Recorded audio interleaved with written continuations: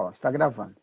Eu vou compartilhar já uma tela com vocês, né, mas não vou ficar muito tempo com ela compartilhada, porque hoje a primeira aula é mais para nós falar do que vai vir, e claro, nós vamos já começar hoje, porque tem bastante assunto para hoje, né? Mas em 10 minutos aí no máximo, enquanto chega mais alguém, acho que vai chegar mais, daí eu entro propriamente no assunto, no tema, tá?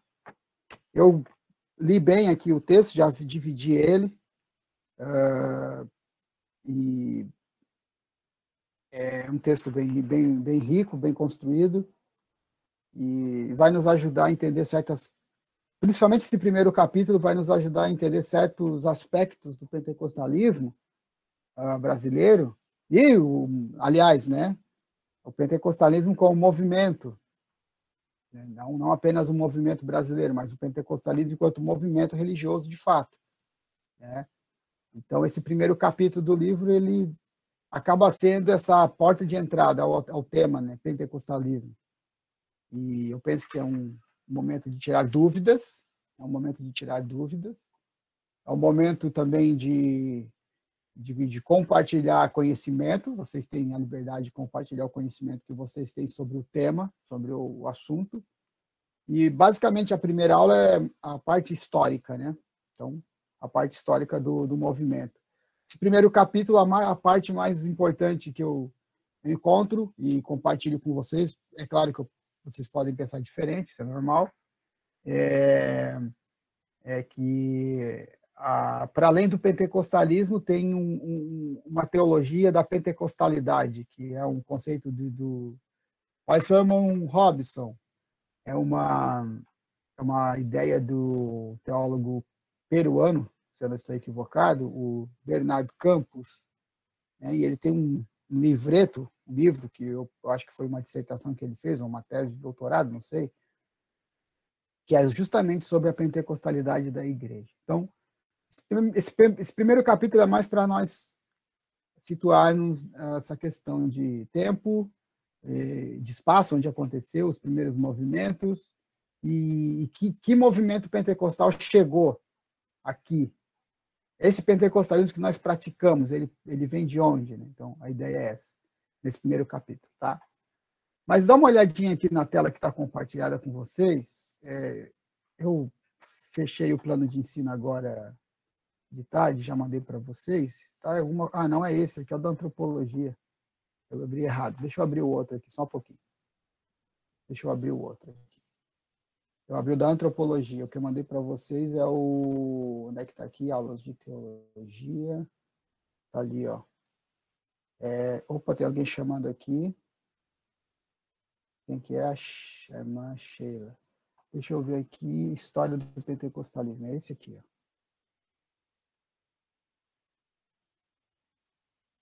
Pronto. É esse. Eu abri o da antropologia. Tá? Aqui, chegando mais alguém. Então, vocês viram que eu já separei por 4 aulas, né? Então, 4 aulas. Vamos tentar. Não vai dar, tá, gente? Para fazer todos os pontos. 1, 2, 3, 4, 5, 6.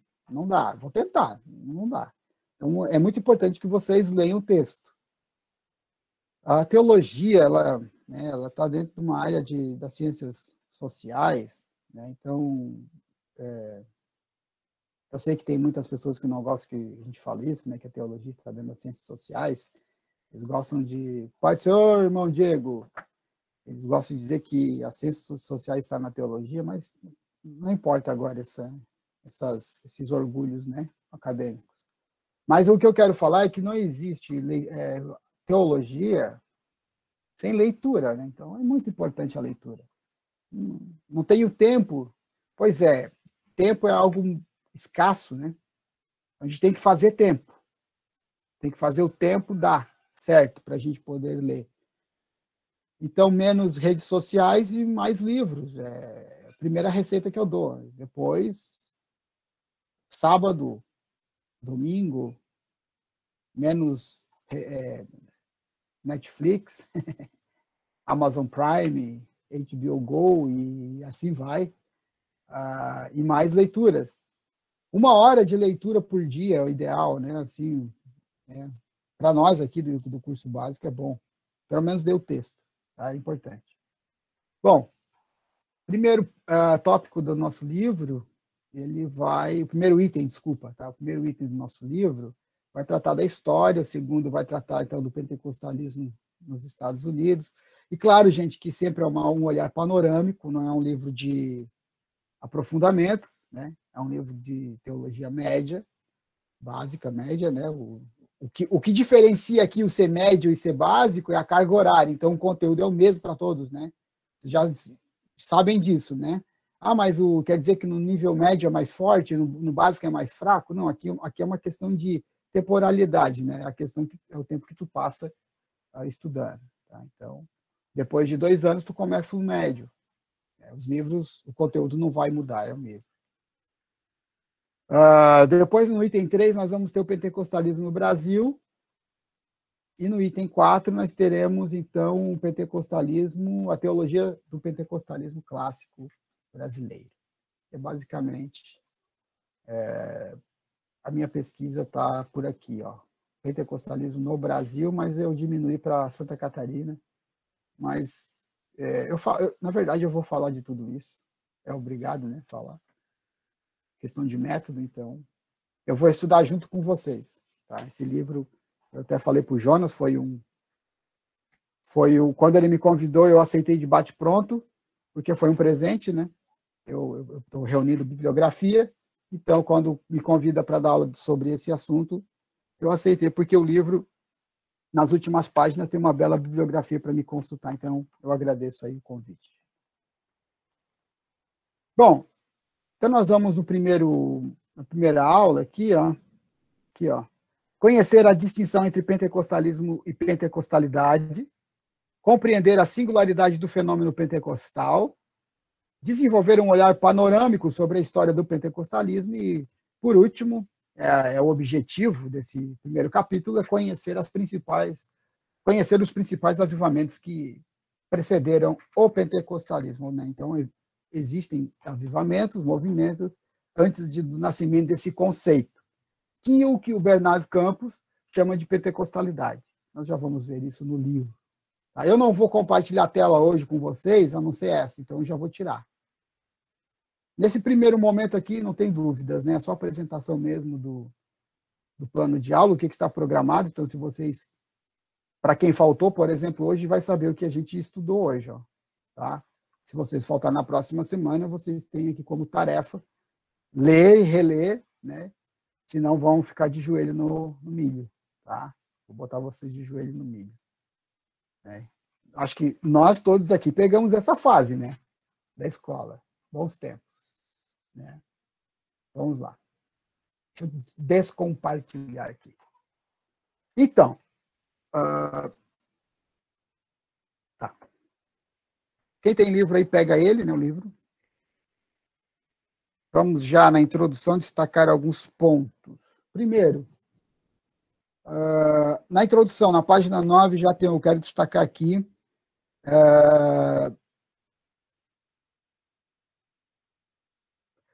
análise do vocábulo pentecostalidade, que nos servirá de chave hermenêutica para nos auxiliar na compreensão da história do pentecostalismo enquanto movimento do Espírito Santo. Ou seja, não apenas depois de existir o nome pentecostalismo, é que ele passou a existir, o movimento. O movimento de espiritualidade, de experiência com Deus, ele está na igreja. E aqui outro ponto, nós temos que apontar aqui de qual igreja nós estamos falando.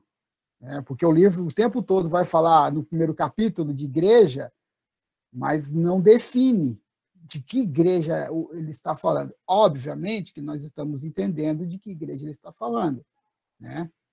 Mas tem alguns períodos da história que há uma distinção de igrejas. E isso é preciso ser considerado. Né? Então, até o 4º século, ok, aceita-se, então, que há uma igreja. Do 5º século para cá, da era cristã, né, depois de Cristo, tem que fazer a distinção de que igreja estamos falando. Então, é importante a gente ter essa consciência quando lê o texto. Tá? O item 2, pentecostalismo e pentecostalidades. Vamos lá. Alguém arrisca dizer qual é a diferença?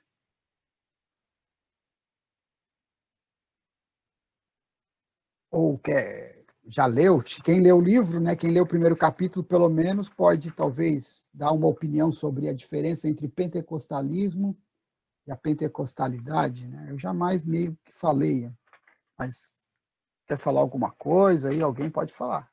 Tá? Ou se não concorda, precisa de mais leituras para entender. Né? O que seria essa pentecostalidade? Né? Aí a gente... Alguém? Então é o seguinte, o termo pentecostalismo diz respeito ao movimento evangélico que surge nos Estados Unidos em 1906. Lembram que em 2006 teve uma revista da Escola Bíblica Dominical comemorando o centenário do avivamento da Rua Azusa? Né? Então, essa é a data referência para nós, né? Do movimento pentecostal, que começou nos Estados Unidos, então, em 1906. Já com o termo pentecostalidade, pretende-se afirmar, então, a ação do Espírito Santo sobre a igreja. Aqui, olha só, aqui eu entendo que igreja é a igreja primeira, beleza? Nós estamos falando da primeira igreja, né? Depois nós vamos ter que apontar de qual igreja nós estamos falando, mas o capítulo não vai fazer isso, tá bom? Santo Igreja do Pentecostal. Tá. Já com o termo pentecostalidade, pretende-se afirmar a ação do Espírito Santo sobre a igreja desde o Pentecostes e que perpassa o tempo, por conseguinte, tem se manifestado ao longo de toda a história da igreja. Então, a pentecostalidade, segundo Bernard Campos, vamos ler o que ele, nessa citação que tem aí na página 9, entendemos por pentecostalidade aquele princípio e aquela prática religiosa moldados pelo acontecimento de Pentecostes. Então, ou seja, essa pentecostalidade, ao meu ver, e aquilo que eu consigo entender, trata-se de na antropologia, eles chamam de ethos, na filosofia, ética. Então, e na teologia, pentecostalidade. Ou seja, seria então esse comportamento estético. Quando eu falo estético, ele envolve não apenas o que eu vejo, mas a construção dessa pessoa enquanto sujeito de uma comunidade. Então, a pentecostalidade, ela está para além do conceito pentecostalismo. Ele é anterior, ou seja, essa pentecostalidade passa pela igreja, ela surge na igreja primeira, com os discípulos, com Pedro, com a mãe de Jesus, com João, todo o colégio apostólico, subapostólico, pós-apostólico, e vem até o quarto século com esse fervor, e no quarto século acontece, então, essa fusão Estado-Igreja, Roma-Igreja, e aí estamos ainda falando da primeira, onde nós temos um período grande, né, aspas, tá, gente? Aspas, um silêncio dessa pentecostalidade. Não tem registro desse movimento. E nós vamos ver quando ele retorna, tá? mais à frente. Então, segundo Campos, aqui é o teólogo peruano que eu comecei falando, Bernard Campos, entendemos por pentecostalidade aquele princípio e aquela prática religiosa moldados pelo acontecimento de Pentecostes. Né? Então, surge um modelo, surge um estilo, surge uma maneira, surge um jeito, surge um F5, uma atualização da cultura dentro da religião, né? Cultura religiosa no contexto judaico-cristão. E é justamente essa pentecostalidade depois do acontecimento de Pentecostes, né? Então, é o comportamento. Nós vamos ver mais para frente, tá? Trata-se de uma experiência universal, ou seja, não está restrita a um grupo, a um povoado, ou a um território geográfico. Não, é universal. Ele se manifesta em qualquer lugar. Esse qualquer lugar aqui não é qualquer lugar, né? Tem alguns pré-requisitos. Uma experiência universal, segundo Campos, que eleva a categoria de princípio. Olha só, a arqué-ordenador, ou seja, o arquétipo, ou seja, o tipo ideal, né, usando uma palavra de Weber, o tipo ideal do ser pentecostal, do ser cristão, aliás. Então, as práticas pentecostais que procuram ser concretizações históricas dessa experiência primordial. Vamos mais um pouquinho aqui, ó. Na página 10, ainda tem mais um parágrafo sobre isso aqui que eu quero ler.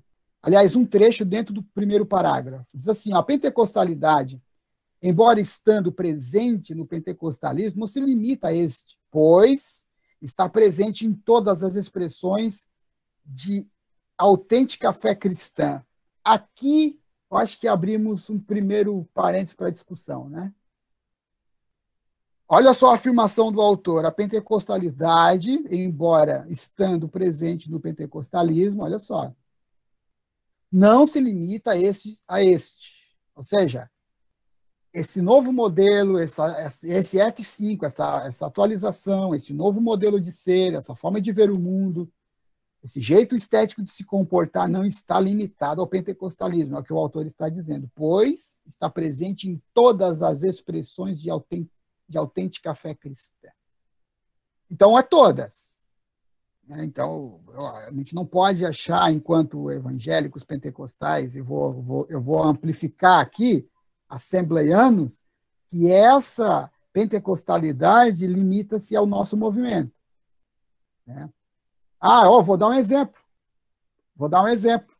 Tem pessoas que são de outras denominações evangélicas, não assembleianas, conhecidas como pentecostalismos, e têm essa pentecostalidade, mas não são do movimento primário do pentecostalismo brasileiro, que é da congregação cristã ou das Assembleias de Deus. Né? Outros movimentos, outros grupos que começaram a surgir na década de 30, 40, 50 e vamos até 60, porque da década de 60 para cá surge um movimento conhecido como neopentecostalismo, que, segundo os teólogos, aí foge um pouco das características dessa pentecostalidade. Né? Foge um pouco. Assim. Tem muitos elementos que lembram, mas quando se faz uma análise teológica da prática dessa pentecostalidade, não passa nos filtros da pentecostalidade. Né? O culto ao ser humano, por exemplo, é um elemento muito latente, né? Muito latente e redundância, mas é muito aparente nos movimentos neopentecostais. Por exemplo, os movimentos neopentecostais giram em torno de um sujeito, de uma pessoa. As igrejas na frente têm a foto, isso é uma característica, né, da pessoa, os sites, as contas nas redes sociais, sempre tem um vulto ou a sombra do fundador daquela denominação. Né? E a pentecostalidade, nós vamos ver mais na frente, que ela não está presa a homens, a sujeitos. Ela é livre, por essência, ou não gosto dessa palavra, essência, mas eu vou usar aqui, né? É um curso de teologia. Ela não é presa a homens e ela é livre por essência. Eu vou usar essa que tem, eu vou usar. Pentecostalidade não é presa a certos caprichos do neopentecostalismo. Né? Não estou aqui desconstruindo e nem construindo, apenas constatando o que a teologia pentecostal já pesquisou, já escreveu e está aqui na nossa frente, né? Escrita. Frank, o neopentecostalismo seria o famoso mito fundante, né? E daí eles ficam adorando e glorificando mais o mito que fundou a igreja do que o próprio Deus, né? Isso, uma transferência involuntária, às vezes, de culto, né? O que está lá dentro, ele não reconhece isso. A gente fala de fora, né?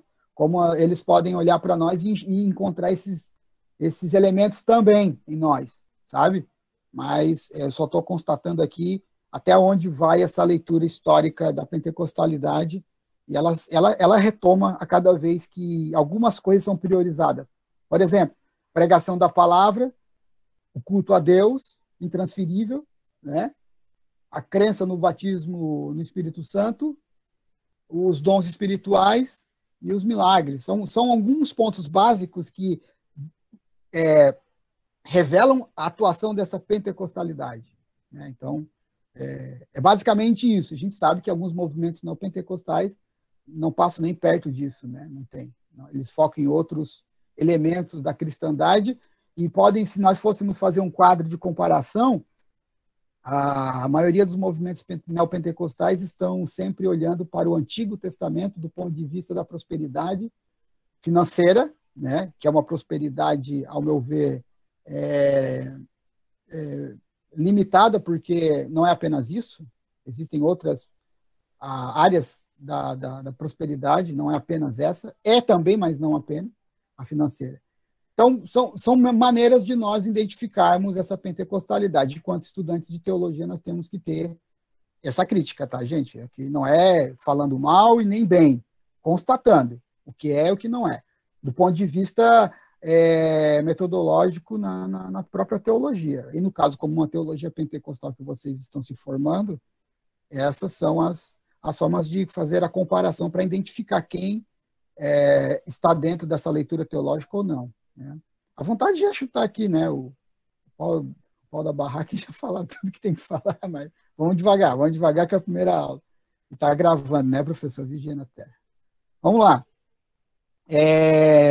Outro parágrafo interessante. Aqui, ó. Ainda dentro do próprio parágrafo, tá? Não se limita ao pentecostalismo, beleza, pois está presente em todas as expressões de autêntica... Ah, tá, já li isso, fé cristã. Aí embaixo ainda, ousamos afirmar ainda que a pentecostalidade, por consistir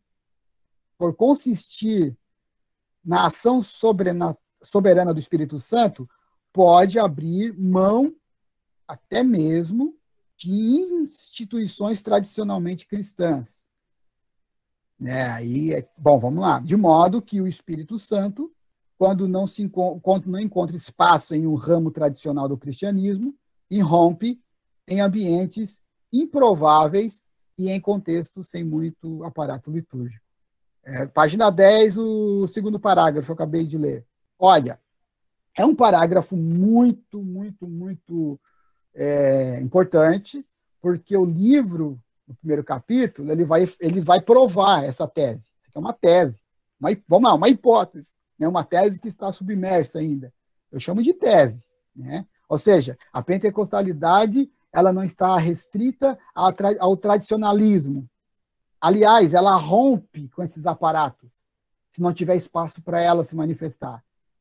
O que é essa pentecostalidade? Bom, a pentecostalidade é a liberdade do Espírito Santo, é a devoção somente a Deus, é o ensino metódico das Santas Escrituras, os dons do Espírito, a liberdade de culto e tudo aquilo que a igreja primeira fez. Então, quando uma igreja pós-moderna, ao livro que o Wagner está lendo, ó, uma igreja pós-moderna não deixa essa pentecostalidade atuar, ela não fica ali, né? E ela atua onde? Ela não atua nas paredes, nos bancos, né? Ela atua nas pessoas. É uma demonstração pessoal dessa crença. Então, se a pessoa é reprimida, é marginalizada, segregada, em grandes centros urbanos, onde tem grandes catedrais pentecostais, obviamente que esse povo se sentindo dessa forma segregado, por ter essa forma de culto, ele vai sair, vai ter a sua própria comunidade de culto, né? Então, voltando, nós vamos ver isso mais na frente historicamente, tá? A pentecostalidade não fica restrita a esse clube, né? Esse clube dos bem comportados, tá? Aspas nesse bom comportados aqui.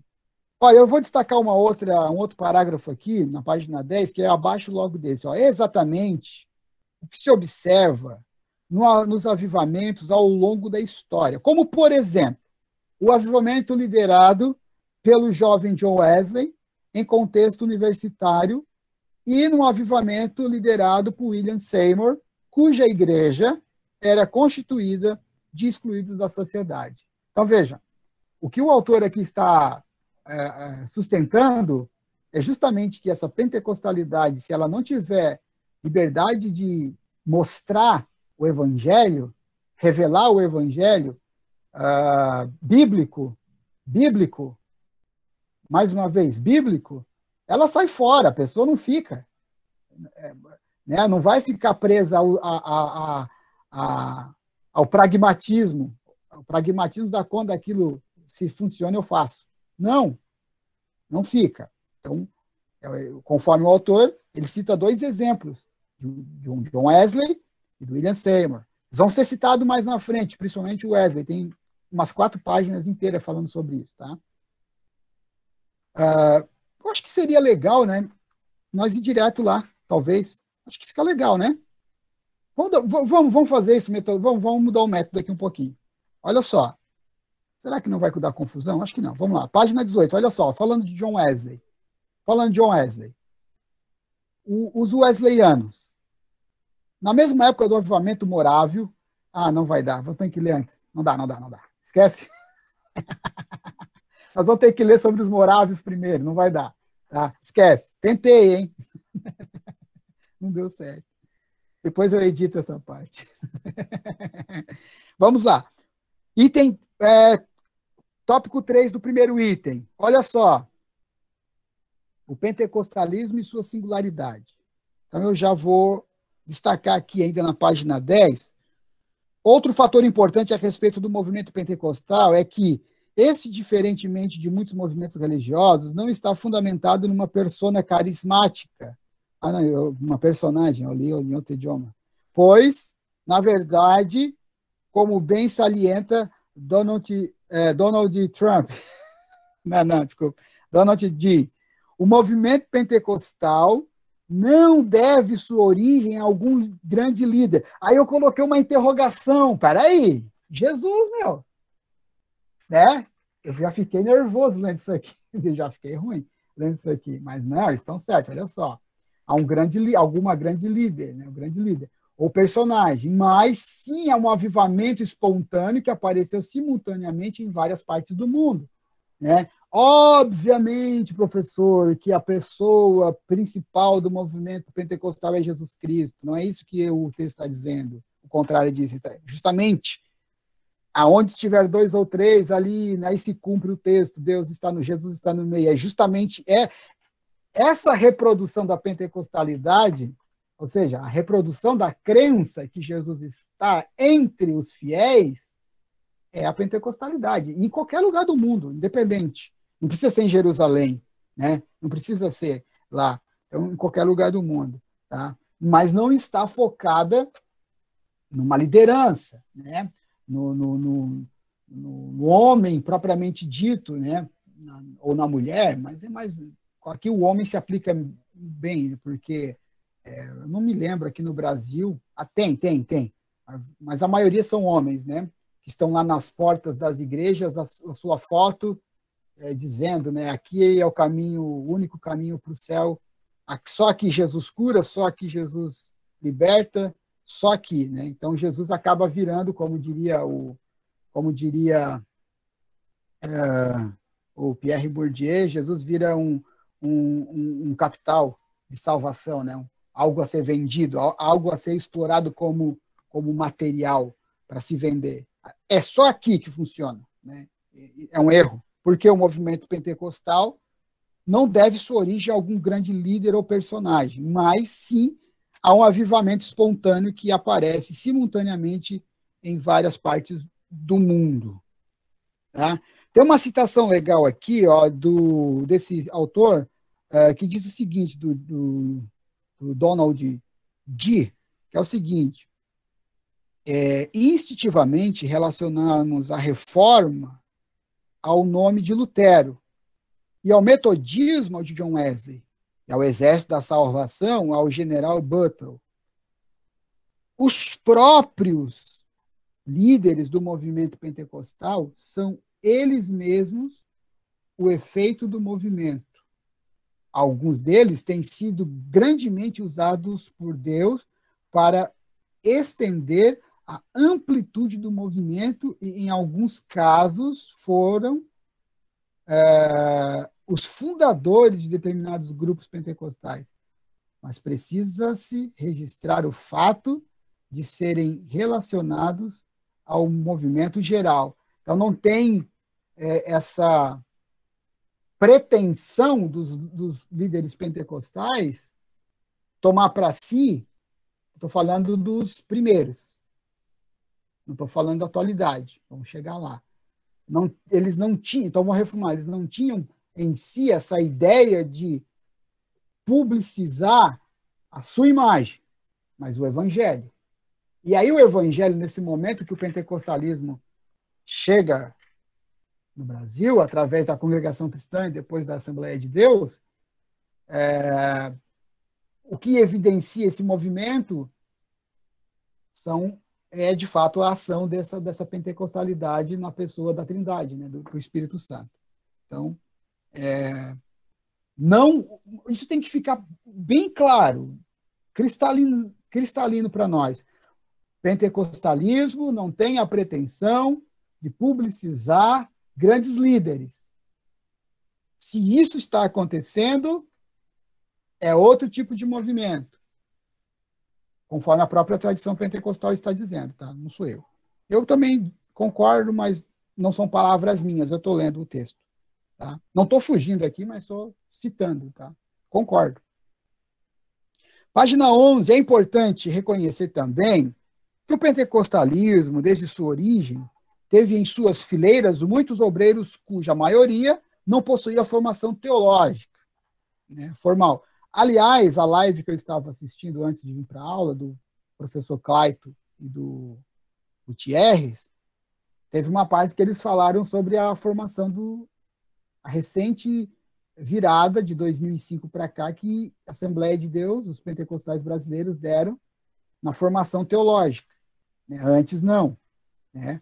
Até o professor Claito deu uma nota ali, testificou, que teve um colega dele de Joinville que foi excluído, foi para disciplina na igreja, na época que eles eram jovens, porque o amigo dele foi estudar no Instituto Bíblico das Assembleias de Deus, o IBAD, em Pindamonhangaba, São Paulo. O pastor disciplinou ele porque ele foi estudar teologia. Então, para vocês terem uma ideia Mas isso é uma herança, tá, gente? Da discussão entre suecos e norte-americanos. Havia, no começo da Assembleia de Deus, uma discussão séria entre a formação dos obreiros. Né? Os suecos, de origem suecas, né, como Samuel Nilsson, quando veio para cá, a ideia deles era de seminários bíblicos nas igrejas locais. A formação teológica acadêmica não era uma prioridade. E o Gunnar Wing tinha, sim, uma densa formação acadêmica. Né? Mas essa ideia de formar obreiros, academicamente falando, quando eu falo academicamente é faculdade, tá, gente? Não foi bem vista pelo público brasileiro e, obviamente, horas estavam do lado dos suecos que vieram dos Estados Unidos, horas estavam do lado do Samuel Nilsson, que também sueco assim, como o Wingre, mas veio da escola direto da Suécia. Então, o que prevaleceu foi os seminários bíblicos das igrejas locais, aqueles mini cursos de uma semana, no máximo, né? Eu, em 2006, participei de um em Curitiba, a gente fica lá 10 dias dentro da igreja estudando, né? E eu acho que vocês também já participaram aqui em Biguaçu, não sei se antigamente tinha, né? Hoje não tem. E mais para frente nós vamos falar por que não. Mas só para você ter uma ideia dessa divisão que existia já no começo da igreja, né? Então, essa herança de não estudo sistemático, teológico, acadêmico, ela foi rompida recentemente. E ainda tem grandes problemas sobre isso. Grandes problemas, né? Grandes problemas. E, de certa forma, eu entendo, porque geralmente quem vai para o mundo acadêmico vem com uma linguagem rebuscada, que a maioria dos irmãos não entendem, né? Então, tem que ter essa readaptação, talvez, eu acho que precisa, ou um mergulho novamente vou usar uma linguagem pentecostal, no óleo, para dar uma lubrificada e voltar àquelas origens que talvez se enferrujou um pouco. Mas, em contrapartida, eu não vou também segregar os irmãos que estudam, porque tem vários irmãos na igreja também que têm preguiça de estudar, né? Então, a gente tem que ter esse meio termo, tem que ter cuidado, né? Ao meu ver. Isso uma ideia minha, tá, gente? Não precisa concordar. Mas, aqui na página 11, nós temos essa discussão. A maioria dos obreiros não possuíam formação teológica, né, formal. Alguns até mesmo eram iletrados. A palavra iletrados aqui era analfabetos mesmo, não sabiam ler. Aí tem uma citação do Dreyer aqui, do Martin. Opa, pode falar. Hein, Frank? Sim. Uma verdade também é que o Espírito Santo usa o leigo e usa o acadêmico, né? Sim, sim. Mas eles dizem que usa mais o leigo. Isso é uma constatação, né? Mas olha só o que o Martin Dreyer fala aqui na citação que o pessoal da Refidim traz para nós. Ó, Dreyer observa, não eram especialistas teológicos que difundiam a fé, mas os crentes. Haviam também, tem um erro de português aqui é poucos, não é parcos, tá? Tem um erro aqui no livro. Também poucos recursos econômicos. Né? Não tinha tanto acesso como hoje nós temos. Olha aonde nós estamos estudando. Vocês já pensaram? Não vamos deixar para lá. Se eles tivessem os mesmos recursos, não sei, não dá para pensar assim, né? Cada tempo é o seu tempo.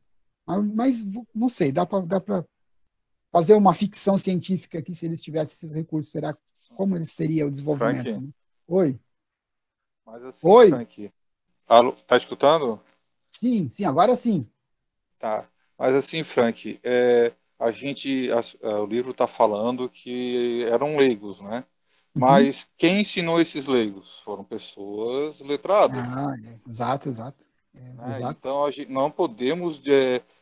eu não concordo com esse ponto de vista do livro, porque se não fosse as pessoas terem estudado e passado para essas pessoas que não tinham estudos na época, né, eles não teriam conhecimento. E as pessoas que não tinham estudo, eles escutavam a palavra. E como a gente sabe, existem várias tradições, várias maneiras de se aprender, lendo ou, né, a tradição oral, né, que é falando, né, de uma pessoa para outra.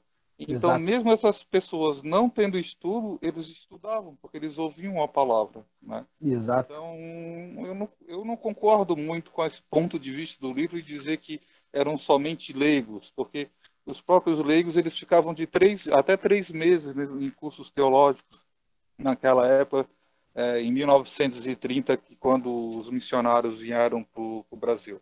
Sim. Duas questões. Leigos entende-se não obreiros, né? Tá. E leigos também entende não letrados. Beleza, eu entendo assim. Mas vamos dar uma olhada no que o Dreyer fala aqui. Olha só. Aliás, ele está falando ainda, né? Haviam também poucos recursos econômicos, todavia, tais fraquezas não foram empecilhos para o estabelecimento e crescimento do movimento pentecostal.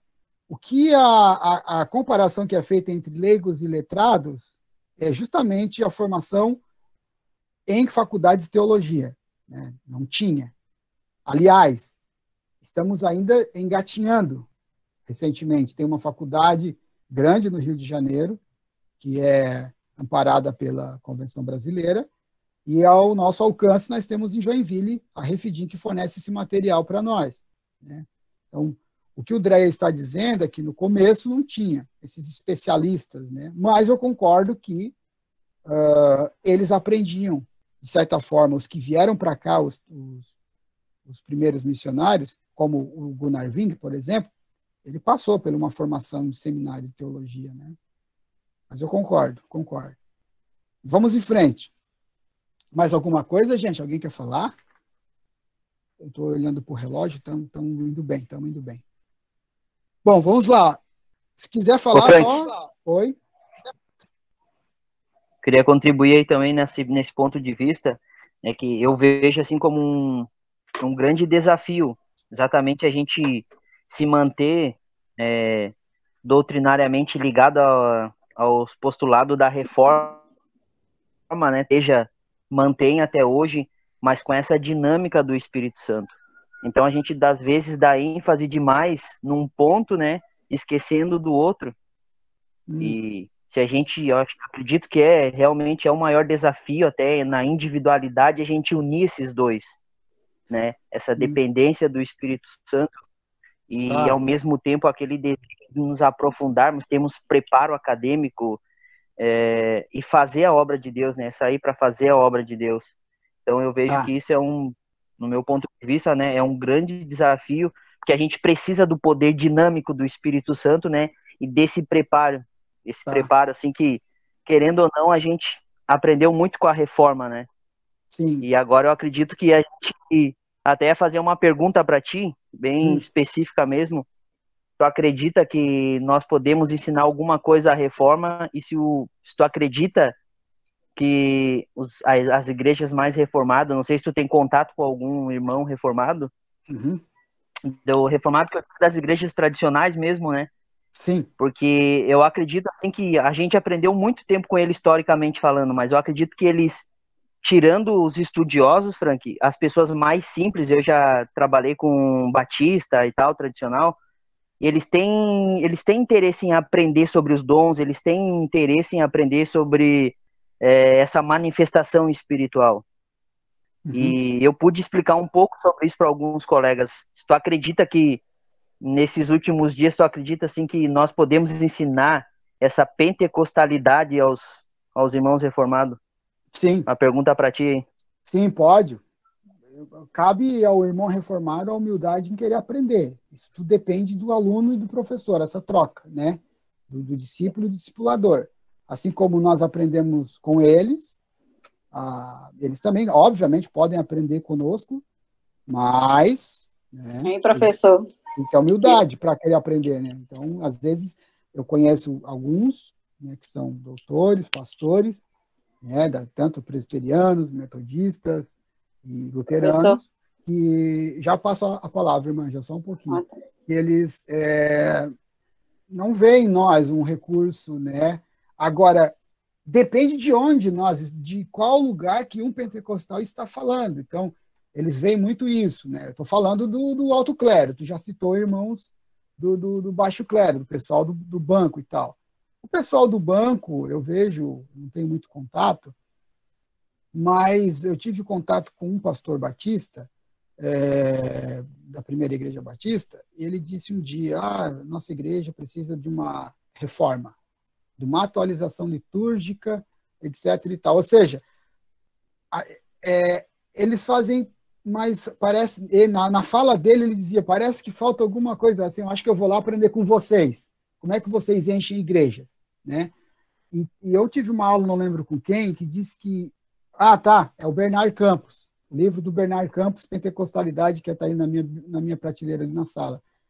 Existe um fenômeno no Peru que as igrejas crescem, relato dele, porque reformados e pentecostais andam juntos em alguns aspectos. Os pentecostais ganham almas e os reformados doutrinam, com ensinamento. Então, claro que tem que aprender. Mas volto à primeira coisa que eu disse. Tanto nós, quanto pentecostais, e eles enquanto reformados.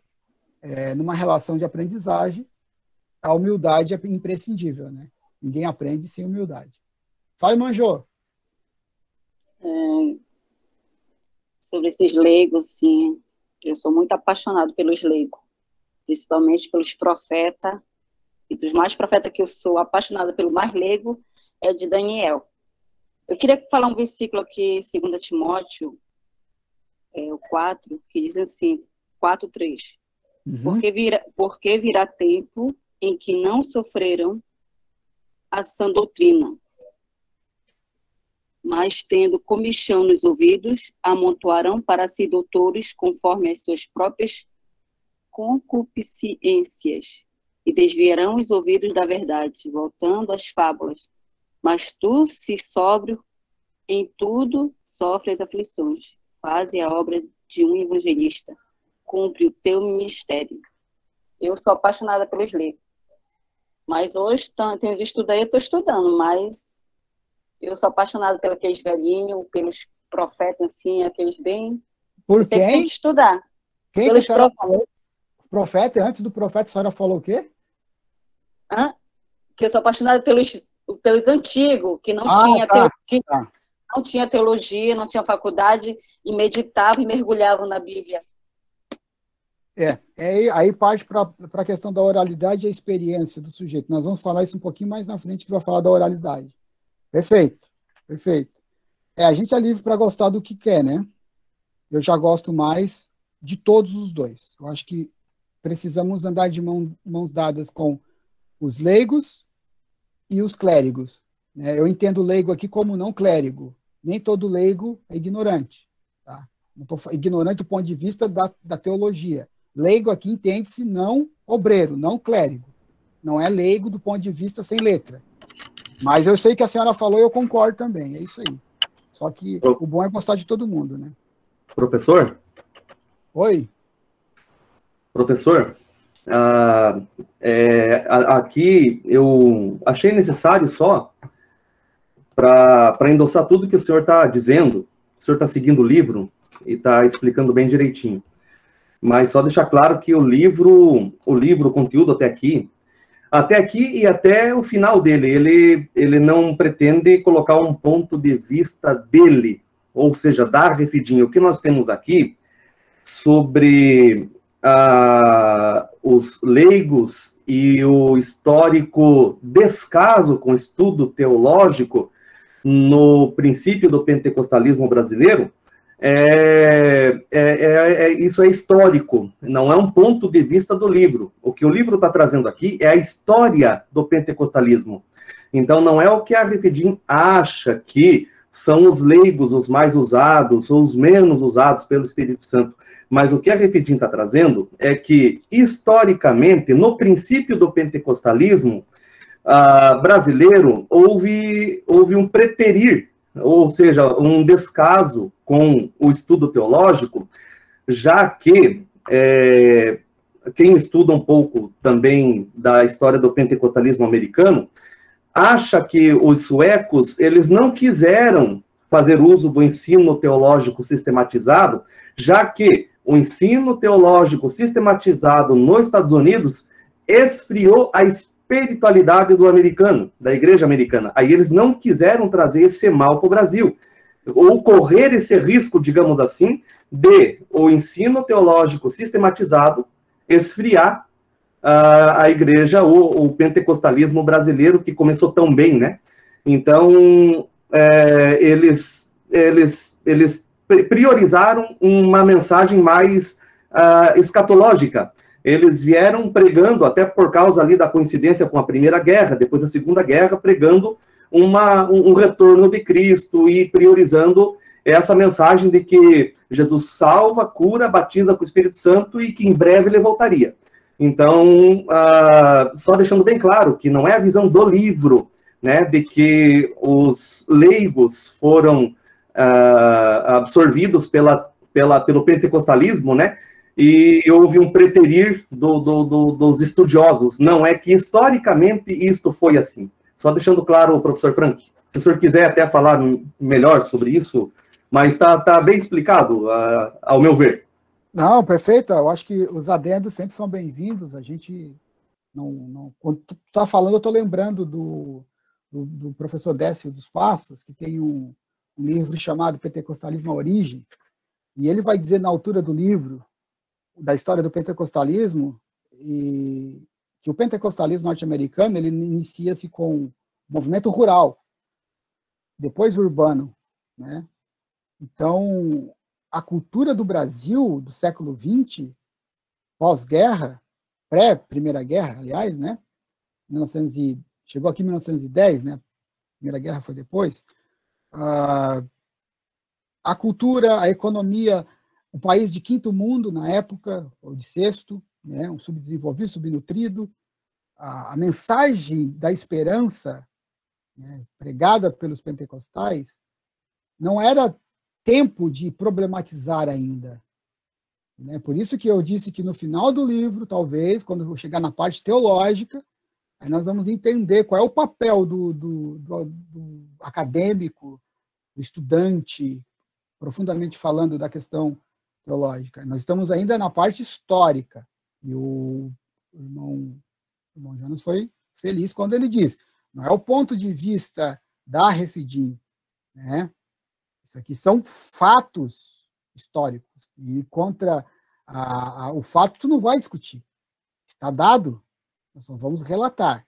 Agora, claro que o gosto é livre de cada um. Um gosta mais disso, tu gosta mais daquilo, mas o nosso gosto não vai mudar a história. Né? Não vai mudar, infelizmente. Eu queria que o meu gosto mudasse a história, mas não vai mudar. Olha, mas eu acho que é muito sadia as reflexões, e isso aqui é uma sala de aula. Eu acho que está tudo dentro do perfeito.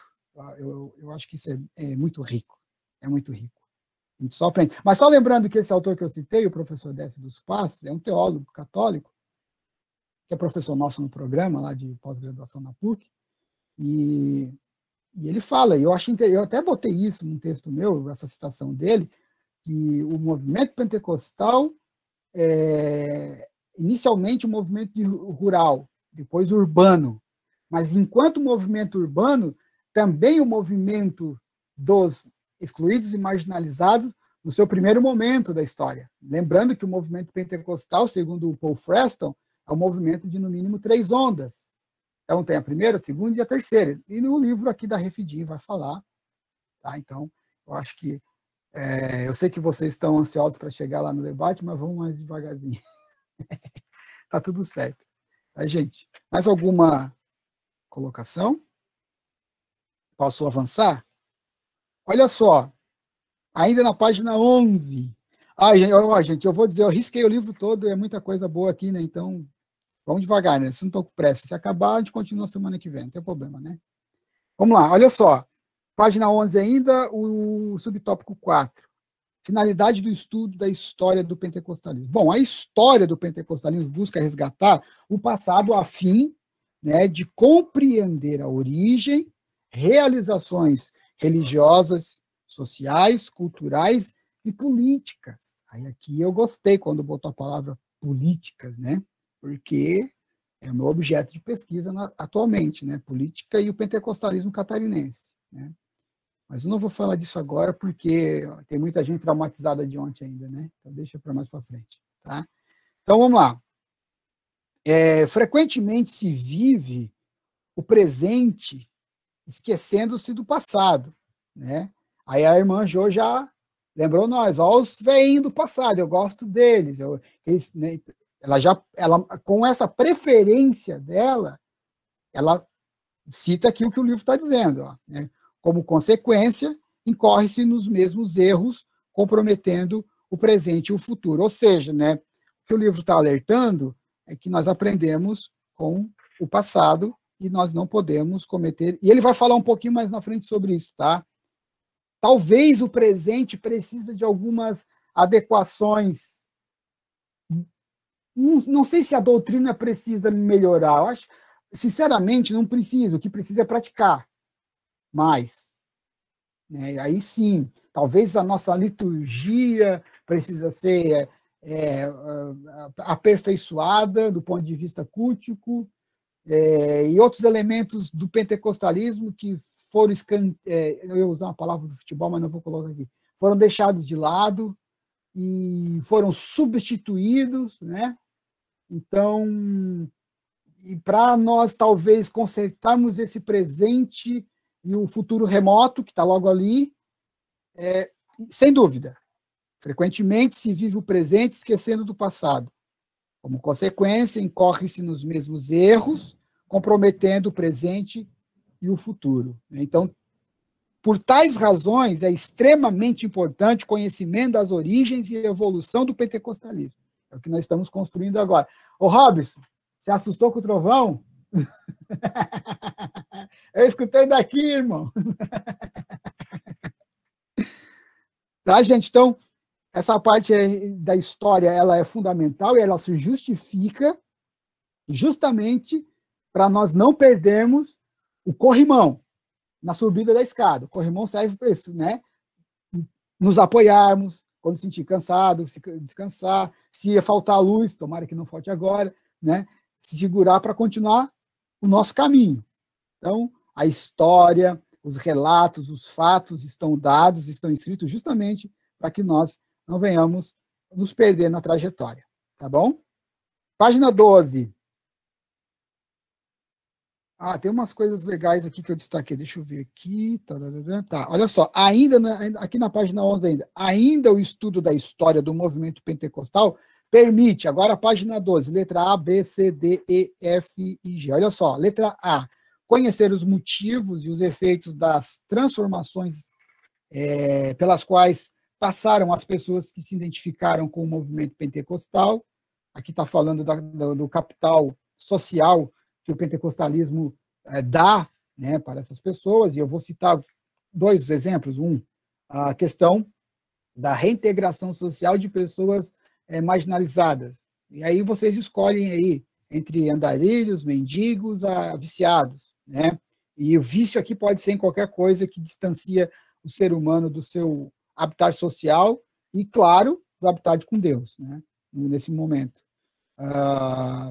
Se ele tem consciência disso, às vezes a pessoa não tem nem consciência da existência de Deus. Então, o pentecostalismo, além de reinserir socialmente, dá uma condição de entender que existe uma vida após a vida, né? Então, a letra B, conhecer o contexto histórico em que surgiu o pentecostalismo. Isso tudo é fruto de estudar a história, tá? Letra C, e eu destaco essa, identificar a pentecostalidade presente nos movimentos de avivamentos, né? Nós vamos ver mais para frente quais são esses movimentos. Tá? Então, ou seja, a pentecostalidade, esse ser pentecostal, esse agir pentecostal, esse pensar pentecostal, esse conceito ser pentecostal, acho que cada um de nós podia aqui falar, né? Um pouquinho. Tudo que um pentecostal faz, na vida dele, o emprego que ele trabalha, a comida que ele come, o carro que ele compra, a casa que ele mora, o bairro onde ele vai, tudo deságua na sua relação direta com Deus. Para trabalhar, ele ora para pedir um emprego, se ele foi demitido, ele ora agradecendo, e ele quer um outro. E esse ser pentecostal é onde, ao meu ver, né, fazendo uma leitura antropológica, é onde o homem pentecostal, cultura pentecostal, ela é traduzida por pentecostalidade, né? É o que eu produzo. E é uma palavra que eu já vi sendo usada várias vezes em várias aulas, e eu fico pensando, será que essa pessoa sabe o que significa a palavra religiosidade? Às vezes eu fico em dúvida, porque as pessoas pegam a palavra, o conceito de religiosidade, e aplicam sempre do ponto de vista negativo. Eu concordo que tem coisas da religiosidade que não são, talvez, religiosamente, se dá para dizer isso, né, sadias. Porque o que é a religiosidade? É a produção do crente enquanto crente. O que o crente produz? Né? Livros, hinos, né? Lágrimas, orações, manifestação de alegria enquanto está dentro de um culto. O irmão está cantando, ele está cantando de olho fechado, levanta a mão. O conceito de religiosidade é a tradução da produção do crente enquanto crente. O que o crente produz enquanto sua crença? Eu não sei se às vezes as pessoas usam esse conceito tendo isso em mente, né? Não sei. Desconfio que não. Porque quando eu vejo a palavra religiosidade, é justamente essa produção do crente enquanto crente. É isso, né? É obviamente que tem uma forma de ler da teologia dizendo que essa religiosidade, e aí eu não sei o autor que fez essa leitura, não tenho leitura suficiente para dar essa citação, mas enquanto cientista da religião, entendo, a partir da leitura que tenho, do contexto religioso, que religiosidade é a produção do crente enquanto crente. Ele produz a sua crença. Chega na igreja, o que o crente faz? Dobra o joelho. Quando vai comer, o que ele faz? Ele ora. Ele agradece. Antes de dormir, ele ora. Quando ele acordar, ele ora. Ele vai pegar o busão, ele ora. Ele está sempre conectado. Isso é a produção de um crente, que se chama religiosidade. Assim como a pentecostalidade. É a produção do ser pentecostal enquanto pentecostal. Agora, isso se limita ao pentecostalismo? Não. Isso está aberto para todo aquele que crê. E, obviamente, consegue entender o que significa ser pentecostal e viver como tal, né? Letra D, investigar as origens do pentecostalismo nos nossos dias. Essa parte D aqui talvez daria uma aula só sobre isso. Letra E, entender as evoluções ao longo da história que caracterizam o pentecostalismo, a fim de analisar de modo responsável as igrejas pentecostais odiernas. Aí começamos a nos aproximar dos nossos dias. Cada letrinha dessa, gente, é o que está lá na página 11, tá? Ainda o estudo da história do movimento pentecostal permite. É isso que ele permite. Então, a letra F, reconhecer sua importante contribuição para a evangelização do mundo. Os pentecostais são notadamente reconhecidos como agentes de evangelização, aquele fervor, o espírito desbravador, de coragem, e aí sim, né, inflamado pela crença no poder do Espírito Santo, desbravaram rincões desse país, né, onde outros segmentos do cristianismo brasileiro não viam capital humano para desbravar, né? Agora, os pentecostais estão em quase todo, eu acho que eu não tenho o dado certo, tá? Mas eu vou falar em quase para não errar. Em quase todos os lugares do Brasil. Difícil um lugar que não tem uma igreja pentecostal no Brasil. Estou falando dos clássicos, tá? Congregação Cristã, Assembleia de Deus. A letra G, através de uma acurada análise do passado, compreender melhor o presente e apontar perspectivas para o futuro em relação ao movimento pentecostal. Eu penso assim, não é pecado, eu penso, tá, gente, nós analisarmos a situação do pentecostalismo que nós praticamos, criticá-lo do ponto de vista positivo, para melhorar a nossa vivência enquanto sujeitos pentecostais. Obviamente que tem gente que não pensa dessa forma, não consegue fazer essa autocrítica, né? Então, mas o texto faz uma constatação interessante, né? Através de uma acurada análise do passado, compreender melhor o presente e apontar perspectivas para o futuro, né? Vocês já viram os nossos pais conversando? Como é que eles falam? Antes, como era? Era melhor. Sempre antes era melhor. Os pais deles falavam as mesmas coisas, né? Nós vamos falar as mesmas coisas, né? Então, isso também é um pouco, antropologicamente falando, isso é do homem, isso é do ser, isso é da cultura. Agora, fazer essa análise a partir do passado, né, tentar melhorar essa prática enquanto sujeito pentecostal do nosso culto, enquanto pentecostais, não é pecado, né? Fazer uma autocrítica. Não. Né? Lembrando de uma aula que nós falamos, que enquanto falo da igreja, falo de mim. Quem falou isso foi o Eduardo, né? Não esqueçam disso. Então, sempre ter esse cuidado. Cuidado, né? Nem tudo está perdido. Ainda temos tempo. E ainda temos uma chance. São dias tenebrosos. Concordo. Mas ainda estamos aqui para talvez ajudar. Eu estou correndo por causa do horário. Tá? Não cheguei lá onde eu queria. Nem vou chegar. Mas vamos em frente. Ó, página 12 ainda, tem outro parágrafo que eu quero destacar. Vale a pena salientar, depois das letrinhas, tem um parágrafo, vale a pena salientar que somente a identidade de um povo quando se tem memória, né? Só há de haver identidade de um povo quando se tem memória. Ou seja, a nossa identidade enquanto pentecostais, ela existe devido à memória. Essa memória está registrada, né? Um pouco mais na oralidade do povo, agora bastantes produções, como eu comecei a aula falando, né? Tem bastante gente aí escrevendo sobre o pentecostalismo, gente séria, gente boa escrevendo. É muito importante nós termos esses textos na nossa biblioteca, nos nossos livros, porque uma hora ou outra é bom visitar esses textos, né? Ler mais de uma, duas, três vezes o mesmo livro não tem problema nenhum, tá? É muito importante.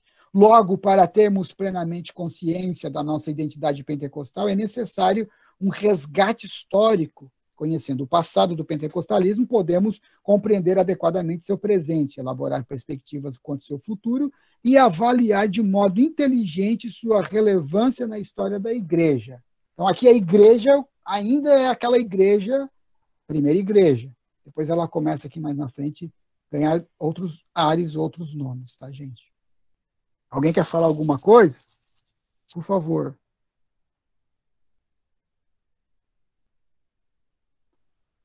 Não? Então vamos lá. Agora sim, avivamentos na história.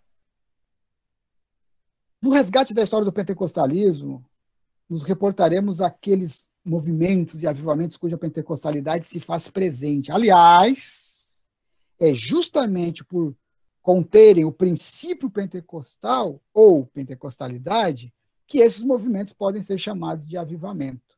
Então, ou seja, esse conceito aqui da teologia, pentecostalidade, do teólogo Bernard Campos, ele é, né, esse agente, como eles chamam aqui, né, o princípio pentecostal é a pentecostalidade. Esse conceito que eles vão usar o livro, quase que o livro todo, sempre se referindo a essa pentecostalidade, isso é novo, então é muito importante a gente ler algumas coisas mais sobre esse conceito aqui, pentecostalidade, tá? Se vocês entrarem dar uma googada aí, coloquem artigos sobre pentecostalidade. Vai abrir vários, então vocês façam download dos artigos e leiam. 16, no máximo 30 páginas terão esses artigos, tá? Mas tem artigo de 10 páginas, bem rápido para ler. Tá? Mas não é para ler rápido, é para entender o que está lendo. Então, se pegar um artigo e demorar um dia, não tem problema, o importante é ler. E também absorver um pouquinho do que está lendo. Olha só, logo onde houve avivamento, houve pentecostalidade, ou seja, se faz presente a ação do Espírito Santo. Outra definição para pentecostalidade, ação do Espírito Santo. Tá? Só retomando, é uma linguagem teológica para explicar aquilo que a gente já costumou chamar de ação do Espírito Santo, princípio pentecostal. Tá? Então, é só um conceito. Como estudantes de teologia, vocês têm que ser expostos a esses conceitos da teologia. Tá? Então, são coisas que vocês têm que anotar, depois têm que se acostumar, pesquisar, quem é que inventou esse conceito. Vocês são estudantes de teologia, então é necessário esse estudo posterior. Tá? Portanto, podemos estabelecer o vínculo com o pentecostalismo, pois tanto este quanto aquele são manifestações históricas da pentecostalidade. Sendo assim, analisar esses avivamentos que antecederam o pentecostalismo não é apenas plausível, mas é necessário. O Clayton chama de proto-pentecostalismo, né? O Bernard Campos vai chamar de pentecostalidade, outros chamam de pré-pentecostalismo, deutero-pentecostalismo, e assim vai. Cada um pega um conceito da teologia para tentar analisar ao seu modo de entender o mesmo movimento pentecostal. Eu, por exemplo, estou analisando a partir da linguagem da química. Peguei um conceito da química, das ciências exatas, e vou analisar o pentecostalismo a partir daí. Eu uso o conceito de tixotropia religiosa para analisar o pentecostalismo. Então, é inédito, não vi ninguém falar ainda, então não me copie, senão eu denuncio. Tá? Página 13. Os grandes avivamentos que precederam o pentecostalismo. Vamos lá, estamos quase acabando a aula. O assunto não acaba, a aula, o tempo sim. Tá? Olha só, após a reforma... Ah, não queria ler isso tudo. Mas vamos lá, não podemos ter a pretensão de precisar quem ou quando iniciou esse período. Qual período? Após a reforma protestante, Deus suscitou verdadeiros campeões da fé, os quais permitiram que suas vidas fossem instrumentos do Espírito Santo para a ministração de poderosos avivamentos para a igreja cristã. E aí sim vem a frase que eu destaquei. Não podemos ter a pretensão de precisar quem ou quando iniciou este período. Olha, só para ficar registrado, não sei se eu já conversei isso com o Jonas, estava fazendo uma pesquisa em 2014, 15, 16, 17, 2014, sobre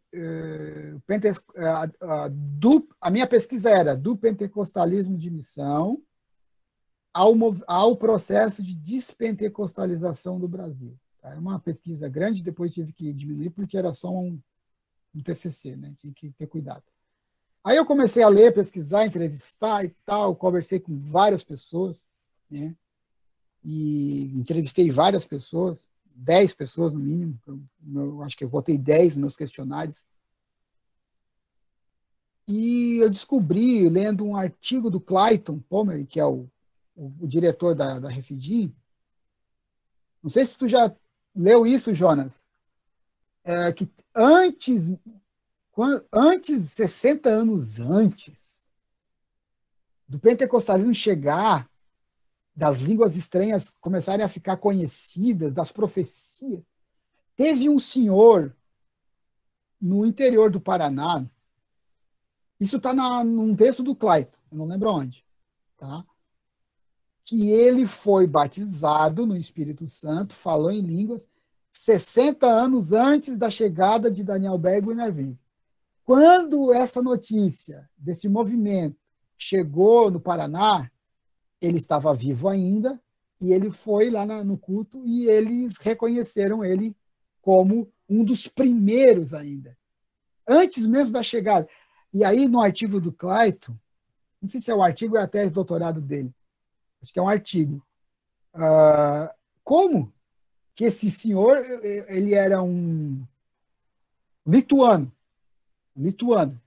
Como que esse senhor recebeu o batismo no Espírito Santo, o dom de Deus, e ele segurou, porque ele não sabia, ele só fazia, ele só manifestava a pentecostalidade escondido. Ele era de uma igreja tradicional, estou tentando lembrar, tá? Não lembro. Mas o que me chamou a atenção é que... Eu não consigo te ajudar, Frank, para te lembrar, mas realmente está no material do bacharel, da Refidim, esse relato é bem interessante, né? Pensar que o pentecostalismo é anterior a 1900, é bem interessante. Irmão, quando eu li isso, eu disse, meu Deus do céu, agora eu vou ter que voltar. Minha pesquisa foi por água abaixo, porque a minha tese era que começou aqui, não sei o quê, e blá, blá, blá. E aí vem um relato, um fato histórico, um documento, né, de um doutor em teologia pentecostal, dizendo que não. Quando ele ficou sabendo, disse, não, isso aí... A frase é bem essa, ó. Que isso aí, eles trouxeram dos Estados Unidos? Não, há muito tempo eu já tenho isso. É como se fosse uma gripe.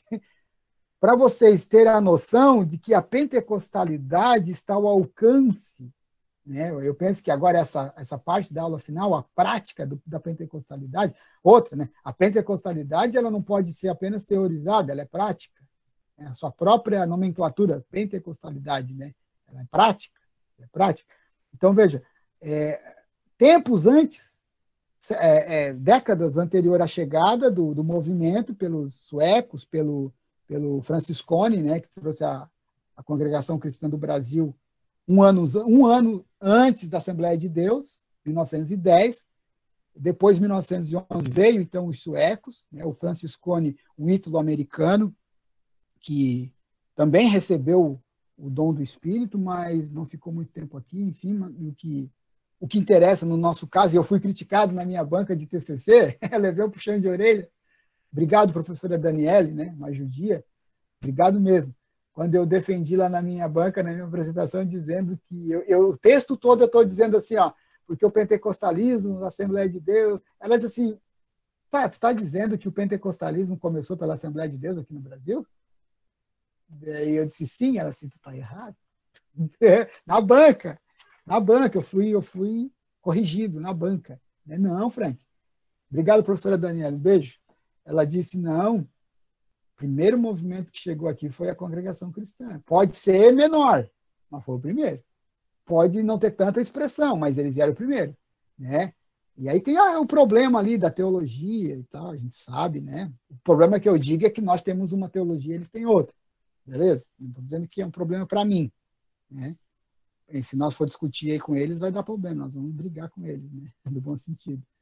Mas é só para vocês terem uma ideia da importância de conhecer as origens do movimento, tá? Isso é importante. Nós vamos encerrar isso aqui agora, na aula que vem eu continuo. Mas eu tenho mais um minutinho aqui, deixa eu só finalizar isso aqui, ó. Bom, com esse relato, né, do irmão lituano lá do Paraná, eu vou procurar o nome certinho e na aula que vem eu trago, tá? Eu acho que eu tenho até o artigo aqui nos meus arquivos. Tá, beleza. Então, os grandes avivamentos, nós não podemos então, ter a pretensão de querer dizer quando e quem começou, porque, na realidade, podemos perceber que a igreja, durante e após a reforma, surgiram reavivamentos periódicos e locais e que a soma desse foi a mola propulsora para a expansão do cristianismo no mundo. Outro problema, não sei se tu está encontrando isso, Jonas, na tua pesquisa, é que nós temos documentos ali do movimento do pentecostalismo, da igreja primeira e tal, começa o período romano, e cadê o registro das línguas estranhas, das profecias? Olha, foi um trabalho para provar, eu não conseguia, claro, deixei como uma hipótese, para a conclusão que agora no doutorado eu vou tentar concluir isso. Onde estão os movimentos, né, na Idade Média? E quando eu encontrei o texto do Bernard Campos falando pentecostalidade, aparecia na resistência da leitura da palavra. Aí, voltando no começo da nossa aula, que o poder do Espírito Santo não está apenas nas manifestações visuais ou auditivas. O movimento do Espírito Santo também pode estar no silêncio de um gabinete, quando nós estamos estudando, procurando os textos, escrevendo os textos. E tem um professor de teologia, de física, ele é um professor lá do norte do país, do nordeste do país, Recife. Eu ouvi uma palestra dele, ele disse o seguinte: quem foi que disse que fazer a obra missionária é só estar pregando nas nações? Nosso papel enquanto pesquisadores, ensinadores e formadores de obreiros também é um grande dom e uma grande obra missionária. Então, não pense que a chamada só acontece no púlpito com o microfone na mão. Se fosse assim, as irmãs, então, não teriam chamada para fazer a obra de Deus, né? Porque raramente elas estão nos púlpitos com o microfone pregando. Então, a chamada do ministério não é e atuar no ministério e ser atuante do reino não é estando com o microfone no púlpito. Aquilo ali é apenas um momento. Então, a gente pode sim ser atuante no reino, produzir para o reino, pesquisando, estudando e escrevendo, como muitos estão fazendo. Eu cito aqui, então, o professor Claito, eu cito Jonas, eu cito Gutierrez, eu cito os irmãos que estão próximos, os que estão distantes, não aparecem muito, mas estão por aí escrevendo e produzindo textos ricos como esse, para nós ter uma aula de história do pentecostalismo como nós estamos tendo hoje. Gente, vamos encerrar por aqui, semana que vem a gente continua. Tudo bem? Deixa eu até marcar aqui, tá bom? E aí? Para começar, tá bom, né? Vamos deixar as polêmicas... Ótimo, professor, ótimo, muito boa aula. Então, quem professor, despede... Sim, senhor. Tá contigo, será tá contigo. que o pessoal que está aqui pode... Será que eles podem abrir a câmera? Quem puder abrir a câmera, eu queria registrar.